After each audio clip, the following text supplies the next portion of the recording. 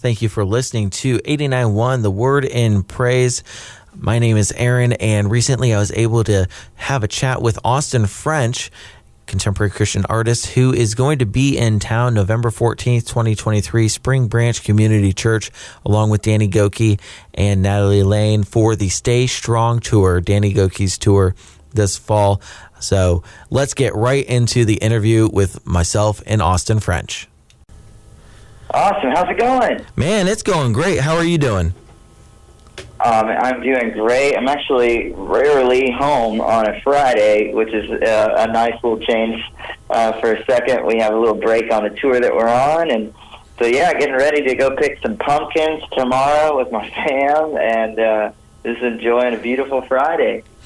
Oh, that's amazing. It's beautiful here in coastal Virginia as well, and we're very excited. You guys are going to be here November 14th with Danny Gokey and Natalie Layne at Spring Branch Community Church, and I've never seen you or Danny live.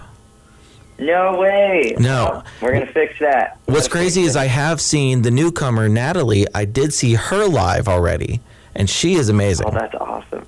She really is amazing. Yeah, what an incredible talent, voice, and a heart. It's just awesome. Yes. It's been great to get to know her on this tour. Yeah, so the tour has already started, so how has it been going so far, the Stay Strong Tour? Yeah, it's just been such a great night. A lot of encouragement. Man, people have been giving their life to Jesus every night. It's just been so sweet.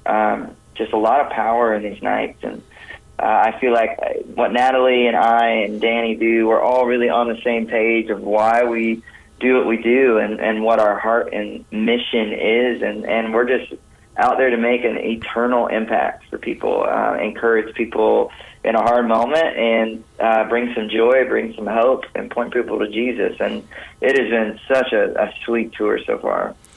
Yeah, and speaking of, pointing people to Jesus, I was reading your bio, and just on your website even, and was so surprised and encouraged by what it said, specifically how you were, you grew up in this way where you kind of resented a certain type of Christianity, and you started young too. You were 18, you started, they had you preaching, and you started making music.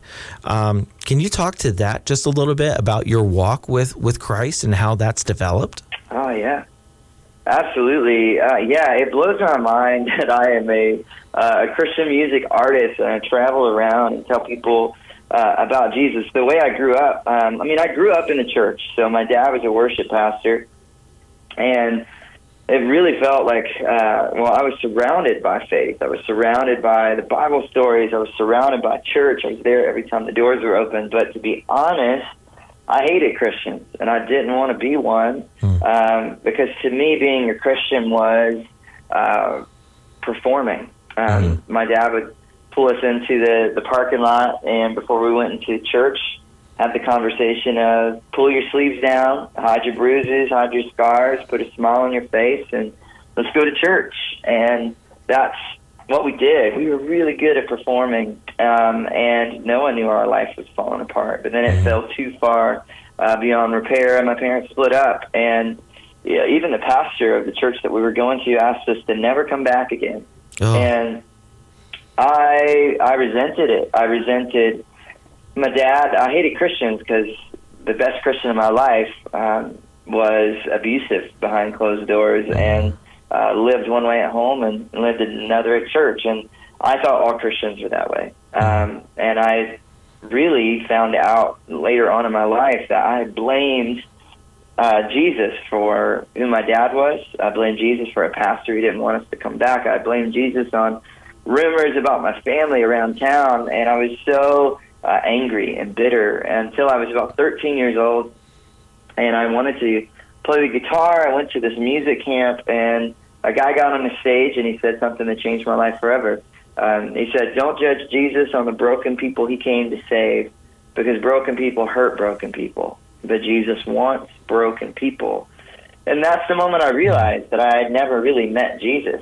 I had blamed Jesus on my dad, but I'd really been hurt by the people Jesus came to save. Mm-hmm. And they were just as messy, just as broken, just as bitter, and just as in need of grace as I was. And that's the moment I really opened up my life and said, okay, like, I want to actually meet Jesus. And 13-year-old Austin gave it a shot. And I found out that Jesus is really good at coming through on everything he says he can do, everything he says he really is, and he backs it up. And I watched my bitterness turn into compassion, my anger turn into love, my frustration turn into peace, and I just found the Lord invade all these things that I couldn't fix on my own. And now I am on a radio station telling people how Jesus has changed my life and how he can change theirs. And it blows my mind to think about where I was, the anger I held, and now knowing the joy I found in following Jesus and watching him do the things I couldn't do for myself. So, yeah, every day is a new day to experience something beautiful about my walk with Jesus, and it's still getting better every day. What a relatable story. And I think a lot of people, especially in today's world, might be experiencing or has experienced some of that pain. I feel like, I can relate a lot to that, how you were raised. I was certainly someone that was in the church every time the doors were open. I mean, and having all of that kind of pain fall into place, but then recognizing and having someone say, hey, don't blame the broken people, don't blame Jesus for the broken people. Yeah.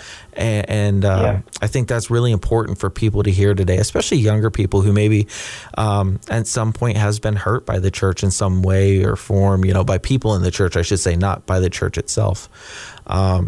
Right. So, but we are excited that you are going to be able to come and hopefully share that story and other parts of why you do what you do. It's been amazing to listen to you as far as, we're playing your music and you keep coming out with these great albums.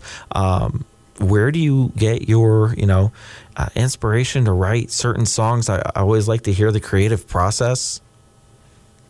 Yeah, a lot of my songs, to be honest, are just from personal experience. I try to write songs that I need, and that I'm, either praying through or walking through with the Lord, and they all relate to an area of my life. I try to explain it like this: in the Bible, when Jesus, not when Jesus, but in the Bible, when the Israelites are in the Old Testament, when they would have an experience with God, or God would do something big, they would build these altars and they would lay these stones down so they wouldn't forget what God had done for them. And for me, writing these songs are a lot like me laying stones down. Life is going to keep going. I'm going to experience new things. But if God is doing something, or I'm praying for him to do something, these songs are like living prayers and living stones that I lay down to, one, either, I'm asking God to do something in my life, or two, remembering how he's done something in my life. I just don't want to forget the goodness. I don't want to forget the faithfulness. I don't want to forget, in the rush of life moving on, what God has done. And so these songs a lot of times are me laying down the stones, like currently, like this is what God's doing in my life, and I don't want to forget it, because I know there's another side. I know there's another journey. I know there's another struggle maybe up ahead, but there's something good to be found here. There's something to be reminded of right in the present of what God's doing currently. And these songs are a way that I do that and try to capture those moments. So all my songs have a story. All of my songs have a meaning for me, and I'm writing music not just to give to people. I'm writing music to remind myself of what God has done in my life.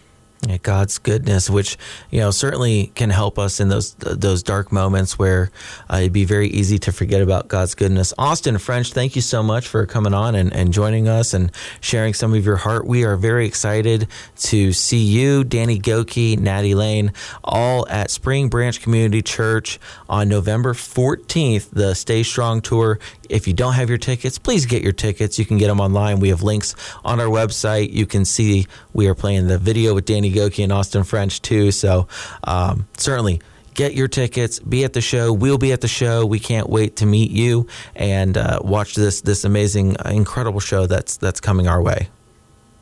We can't wait. It's going to be good to be up in Virginia.